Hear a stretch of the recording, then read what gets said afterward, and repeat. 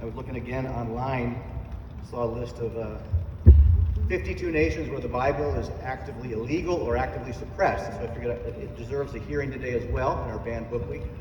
I want to read from the most famous person in the Bible, namely Jesus of Nazareth, probably his most famous teaching, the Sermon on the Mount, just the last portion of it, so I won't make you hear all of it. Perhaps some familiar words to begin with. Do not judge, lest you be judged. For in the way you judge, you will be judged, and by your standard of measure, it will be measured to you. Why do you look at the speck that is in your brother's eye, but do not notice the log that is in your own eye? Or how can you say to your brother, let me take the speck out of your eye, and behold, the log is in your own eye? You hypocrite, first take the log out of your own eye, and then you will see clearly enough to take the speck out of your brother's eye. Do not give what is holy to dogs, and do not throw your pearls before swine, lest they trample them under their feet and turn and tear you to pieces. Ask, and it will be given to you. Seek, and you will find. Knock, and it will be opened to you. For everyone who asks receives, and he who seeks finds, and to him who knocks it will be opened. Or what man is there among you, when his son will ask him for a loaf, will give him a stone? Or if he asks for a fish, he will not give him a snake, will he? If you then, being evil, know how to give good gifts to your children, how much more will your Father who is in heaven give what is good to those who ask him? In everything, therefore, treat people the same way you want them to treat you. For this is the law and the prophets. Enter through the narrow gate, for the gate is wide and the way is broad that leads to destruction, and many are those who enter through it.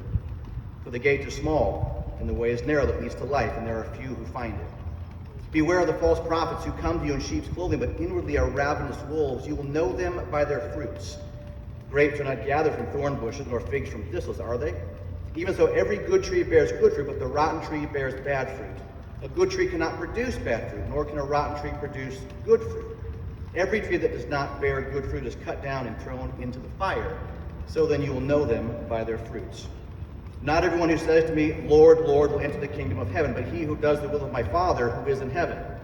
Many will say to me on that day, Lord, Lord, did we not prophesy in your name, and in your name cast out demons, and in your name perform many miracles?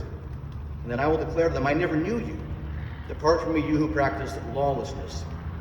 Therefore, everyone who hears these words of mine and acts upon them may be compared to a wise man who built his house upon the rock. And the rain descended, and the floods came, and the winds blew and burst against that house. And yet it did not fall, for it had been founded on the rock. Everyone who hears these words of mine and does not act upon them will be like a foolish man who built his house upon the sand. The rain fell, and the floods came, and the winds blew and slammed against that house, and it fell, and great was its fall. The result was that when Jesus had finished these words, the multitudes were amazed at his teaching, for he was teaching them as one having authority. Thank you.